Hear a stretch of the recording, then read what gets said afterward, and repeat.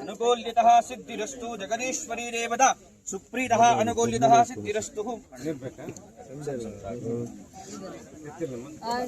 మీరు ఊర్లో పెద్దోళ్ళు ఎవరు అనిపిస్తారో 5 జనాలు నిలబెట్టి ఈ పక్క 3 పంచాయతీలకి పెద్దోళ్ళు నిలబెట్టారు.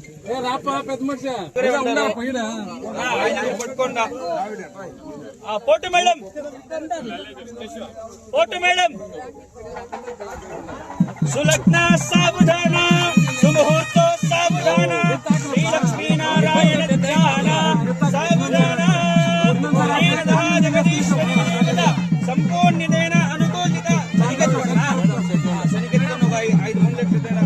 इरला मैडम के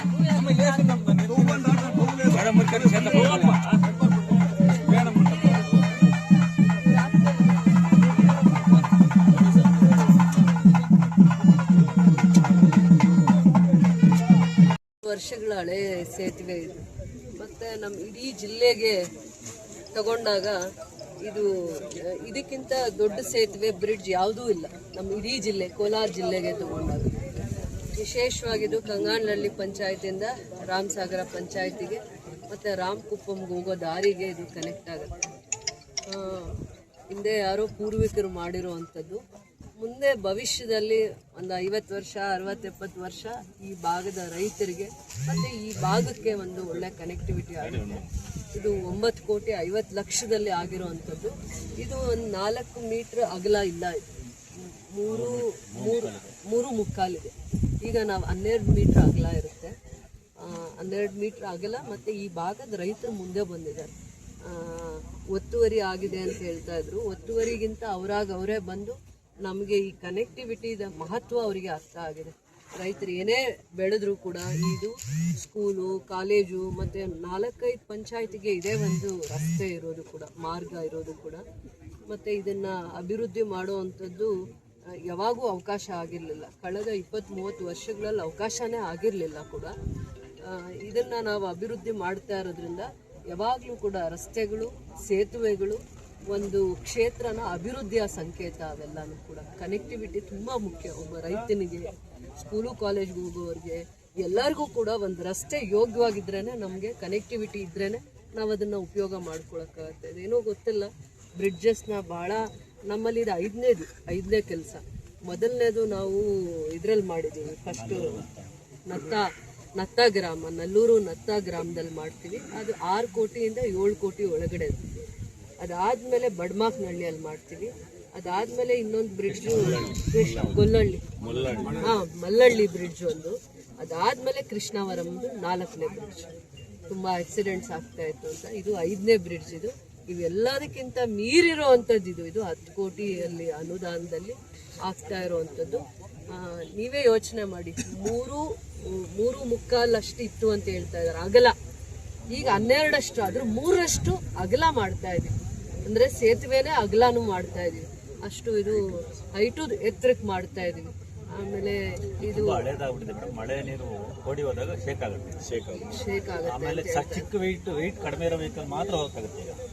ದೊಡ್ಡ ಲಾರಿ ಏನು ಉಪಯೋಗ ಆಗುತ್ತೆ ಅಂತ ನಾವೀಗ 3.25 ಅಡಿ ಇರುವಂಥದ್ದನ್ನ 12 ಮೀಟರ್ ಅಷ್ಟು ಅಗಲ ಮಾಡ್ತಾ ಇರೋದ್ರಿಂದ ದೊಡ್ಡ ಅಂದ್ರೆ ಹೆವಿ ಎಷ್ಟು ಟನ್ ಇದ್ರೂ ಕೂಡ ಆ ವೆಹಿಕಲ್ಸ್ ಮೂವ್ಮೆಂಟ್ ಆಗ್ಬೋದು. ನೀರು ಅಂದ್ರೆ ಇದು ಬಂದಾಗ, ನಮಗೆ ಕೋಡಿ ಹರಿದಾಗ ಅವಾಗೇ ಇದು ಶೇಕ್ ಆಗ್ತಾ ಇತ್ತು ಅಂದ್ರೆ ಅದು ಅಷ್ಟು ಯೋಗ್ಯವಾಗಿಲ್ಲ ಅಂತ ಅಂದ್ಬಿಟ್ಟು. ಅಂದ್ರೆ ಯಾವಾಗಿದ್ರೂ ಇದನ್ನ ಮಾಡಲೇಬೇಕಾಗಿತ್ತು. ಅದಕ್ಕೊಂದು ಕಾಲ ಕೂಡ ಬಂದಿದೆ. ನಾವು ಅನುದಾನ ಕೇಳೋ ಅಷ್ಟರಲ್ಲಿ ಯಾವ ಅನುದಾನನೂ ಸಿಗಲ್ಲ. ಈ ಕೆಲಸ ನಾಳೆ ಆಗಬೇಕು ಅಂತ ಪೂರ್ವ ಉದ್ದೇಶ ಇಟ್ಕೊಂಡು ಅದಕ್ಕೆ ಸಂಬಂಧಪಟ್ಟಿರುವಂಥ ಅಧಿಕಾರಿಗಳು ಇದೆಲ್ಲ ಪ್ರಯತ್ನ ಮಾಡ್ಕೊಂಡಿರ್ತಾರೆ. ಮುಂದೆ ಏನು ಕೆಲಸ ಮಾಡಬೇಕಂದ್ರೆ ಅದಕ್ಕೆ 1 ವರ್ಷ ಪರಿಶ್ರಮ, ಇದಕ್ಕೆ ಏನು ಕಾಸ್ಟ್ ಆಗುತ್ತೆ, ಇದಕ್ಕೆಷ್ಟು ದಿನಗಳ ಹೋಮ್ವರ್ಕ್ ಇದೆ, ಮತ್ತು ನಾವು ಯಾವ ಲೆವೆಲ್ಗೆ ಕೆಲಸ ಮಾಡಬೇಕು ಅಂತ ಒಂದು ಪ್ಲ್ಯಾನ್ ಮಾಡ್ತಾರಲ್ಲ, ಅದು ತುಂಬ ಪರಿಶ್ರಮ ಇರುತ್ತೆ. ಹಾಗೆ ಒಂದು ಲೆಟ್ರ್ ಕೊಟ್ಟಿದ ತಕ್ಷಣ 1 ರೂಪಾಯಿ ದುಡ್ಡು ಬರಲ್ಲ, ಒಂದೇ 1 ರೂಪಾಯಿ ಕೂಡ. ಆದರೆ ಅದರದ್ದು ನಾವು ನೋಡ್ತಾ ಇದ್ದೀವಿ ಶಿಥಿಲಾ ವ್ಯವಸ್ಥೆಯಲ್ಲಿದೆ ಎಲ್ಲ, ತುಂಬ ಹಿಂದೆ ಮಾಡಿರೋವಂಥದ್ದು. ಅದು ಎತ್ತಿನ ಗಾಡಿ ಹೋಗೋವಷ್ಟು, ಒಂದು 2 ವೀಲರ್ ಹೋಗೋವಷ್ಟು ಅಥವಾ ಕಾರು ಆ ಥರ ಹೋಗೋಕ್ಕೆ ಯೋಗ್ಯವಾಗಿ ಅಷ್ಟೇ ಮಾಡಿದ್ದಾರೆ. ಈಗ ನಾವು ಮಾಡುವಂಥದ್ದು ಮುಂದೆ ಭವಿಷ್ಯದಲ್ಲಿ 50-60 ವರ್ಷ 100 ವರ್ಷದ ಬ್ರಿಡ್ಜ್ ಆಗಲಿ ಏನೇ ಆಗಲಿ 100 ವರ್ಷಕ್ಕೆ ಅದಕ್ಕೆ ಆಯಸ್ಸಿರುತ್ತೆ. ಅದಕ್ಕೆ ಇವತ್ತು ನಾವೆಲ್ಲ ಪಂಚಾಯತಿಯ ಹಿರಿಯರನ್ನ, ದೊಡ್ಡವ್ರನ್ನ, ಈ ಭಾಗದ ಮುಖಂಡರನ್ನ, ವಿಶೇಷವಾಗಿ ಹೆಣ್ಮಕ್ಳನ್ನ, ರೈತರನ್ನ ಎಲ್ಲರನ್ನೂ ಕರೆದು ಈ ಪೂಜೆ ಮಾಡ್ತಾ ಇರೋದು ಇದೇ ಒಂದು ಇವತ್ತು ವಿಶೇಷ. ಇದು ಮಾಡೋದಕ್ಕೆ ಈ ಜಮೀನುಗಳು ಸ್ವಲ್ಪ ಬಿಟ್ಕೊಟ್ಟು ತುಂಬಾ ಸಹಕಾರ ಮಾಡಿದ್ದಾರೆ.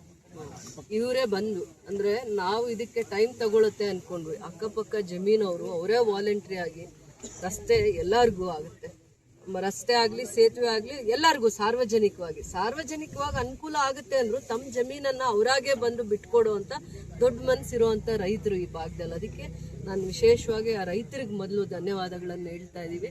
ನಾವು ಕೆಲಸ ಮಾಡೋದಕ್ಕೆ ಎಷ್ಟು ಜನ ಸಹಕಾರ ಕೊಟ್ಟಾಗಲೇ ಇಂಥ ಒಳ್ಳೆ ಕೆಲಸಗಳು ಅಭಿವೃದ್ಧಿ ಮಾಡೋಕ್ಕಾಗುತ್ತೆ. ಇದು ಒಂದು ಆಸ್ತಿ ಆಗುತ್ತೆ, ಚರಿತ್ರೆಯಲ್ಲಿ ಉಳಿದೋಗುವಂಥ ಒಂದು ದೊಡ್ಡ ಆಸ್ತಿ ಆಗುತ್ತೆ ಈ ಭಾಗದ ರೈತರಿಗೆ, ಸಾರ್ವಜನಿಕರಿಗೆ ಅಂತ ಹೇಳಕ್ ಇಷ್ಟಪಡ್ತೀನಿ. ಎಲ್ಲ ಸೇತುವೆಗಳು KGF ಕ್ಷೇತ್ರದಲ್ಲಿರೋ ಎಲ್ಲ ಸೇತುವೆಗಳು ವಿಶೇಷವಾಗಿ ಲೋಕೋಪಯೋಗಿ ಇಲಾಖೆ PWD ಈ ಅಧಿಕಾರಿಯವರು ರಾಮಮೂರ್ತಿ ಅವರು ಬಂದಾದ್ಮೇಲೆ ನಾವು ಎಷ್ಟೊಂದು KGF ಕ್ಷೇತ್ರದಲ್ಲಿ ಬರೀ ಬಿಲ್ಡಿಂಗ್ ಕನ್ಸ್ಟ್ರಕ್ಷನ್ಸ್ ಬಿಟ್ಟು ಹೊರತಾಗಿ ಈ ರೀತಿಯ ಒಂದು 100 ವರ್ಷ ಅದಕ್ಕೆ ಒಂದು ಆಯಸ್ಸಿರುತ್ತೆ ಅಂತ ಒಂದು ಬ್ರಿಡ್ಜಸ್ನ ಸೇತುವೆಗಳನ್ನು ಮಾಡಲಿಕ್ಕೆ ಕಾರಣಕರ್ತರಾಗಿದ್ದಾರೆ. ಆ ಇಂಜಿನಿಯರ್ ಸೆಕ್ಷನ್ ಇರ್ಬೋದು, ಟೆಕ್ನಿಕಲ್ ಸೆಕ್ಷನ್ ಇರ್ಬೋದು, ಇವರೆಲ್ಲರ ಒಂದು ಪರಿಶ್ರಮ ಸಹಕಾರದಿಂದ ಮಾತ್ರ ಇವೆಲ್ಲ ಕೆಲಸಗಳನ್ನ ಮಾಡೋಕ್ಕಾಗಿದೆ. ಇದು ರೈತರಿಗೆ ಯಾವತ್ತೂ ಸದಾಕಾಲ ಅವ್ರಿಗೊಂದು ಕೊಡುಗೆ ಆಗಿ ನಿಂತೋಗುತ್ತೆ ಈ ಭಾಗದಲ್ಲಿ.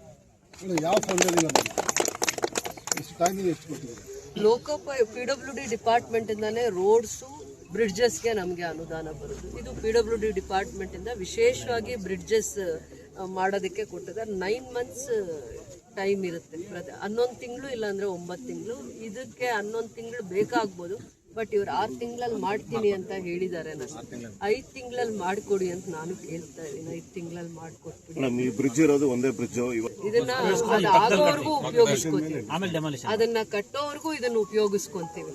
ಆಮೇಲೆ ಇಡೀ ಜಿಲ್ಲೆಗೆ ಇದು ವಿಶೇಷವಾಗಿರೋ ಬ್ರಿಡ್ಜ್ ಆಗುತ್ತೆ, ಸೇತುವೆ ಇಡೀ ಜಿಲ್ಲೆಗೆ. ಇದು ಬಿಟ್ರೆ ಇನ್ಯಾವುದೂ ಇಲ್ಲ. ಮತ್ತೆ ನಾವು ರಾಮಸಾಗರಕ್ಕೆ ಹೋಗ್ಬೇಕು ಅಂದ್ರೂ ಇದೇ ದಾರಿ ಆಗುತ್ತೆ. ರಾಮಸಾಗರಕ್ಕೆ ಇದೇ ದಾರಿ.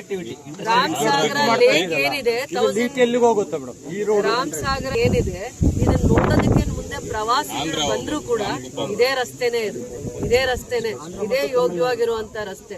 ಇದು ಬರೀ 3-4 ಪಂಚಾಯತಿಗೆ ಮಾತ್ರ ಸೀಮಿತವಾಗಿಲ್ಲ. ಇದು ಆಂಧ್ರ ಗಡಿಗೆ ಮತ್ತೆ ತಮಿಳ್ನಾಡುಗೆ, ರಾಂಪುರ, ರಾಮಕುಪ್ಪಂಗೆ, ಮತ್ತೆ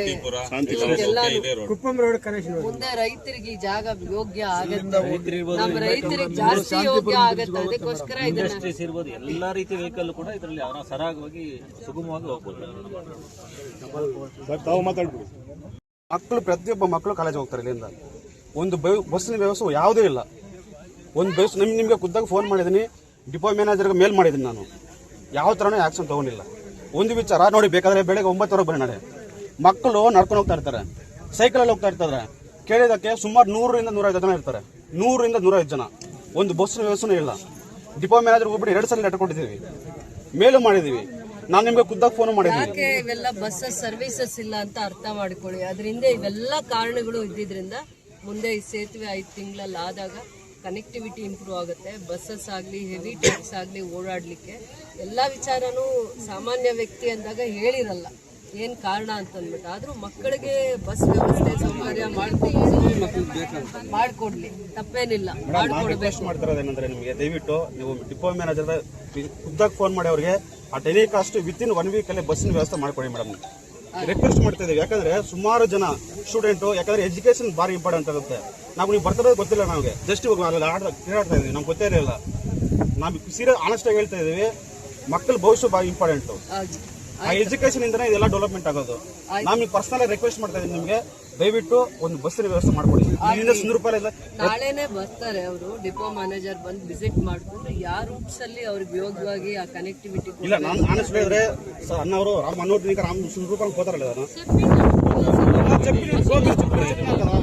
KGF ಡಿಪೋಯಿಂದ ಕೋಲಾರ ಡಿಪೋಯಿಂದ ಬರುತ್ತೆ. ಒಂದೊಂದು ಸ್ಕೂಲ್ ಟೈಮ್ ಒಂದೇ ಟೈಮ್ ಹೊರಟೋಗುತ್ತೆ.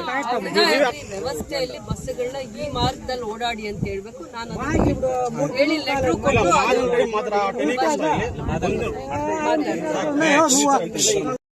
ಏನು ರಾಮಸಾಗರ ಕೆರೆ ಕೋಡಿ ಹೋದ್ರೆ ಇಲ್ಲಿ ಇರ್ತಕ್ಕಂಥ ಒಂದು ಚಿಕ್ಕ ಸೇತುವೆ ತುಂಬಾ ಶಿಥಿಲಾವಸ್ಥೆಯಲ್ಲಿದೆ.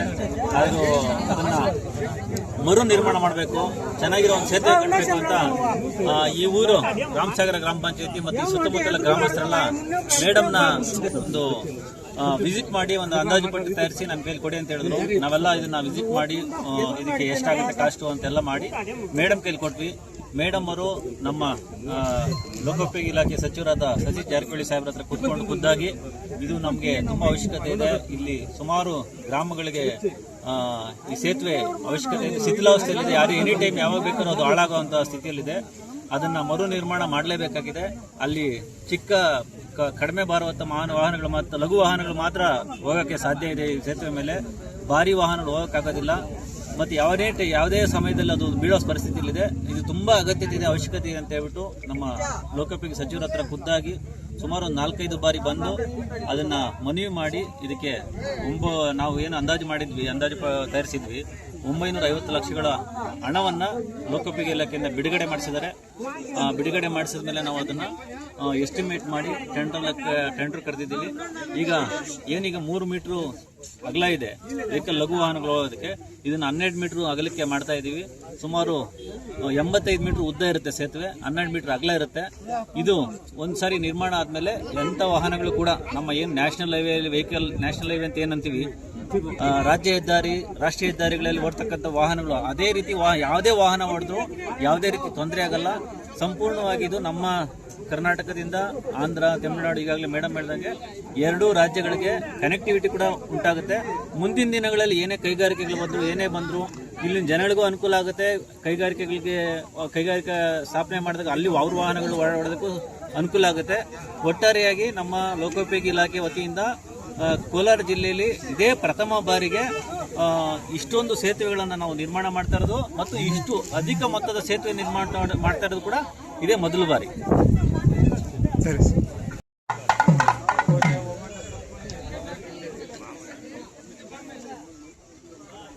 ఎట్లా వస్తుందా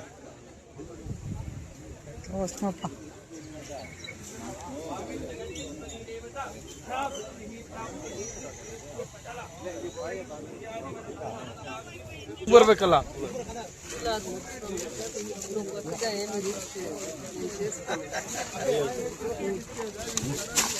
ಸ್ವಲ್ಪ ಜಾಗ ಬಿಡ.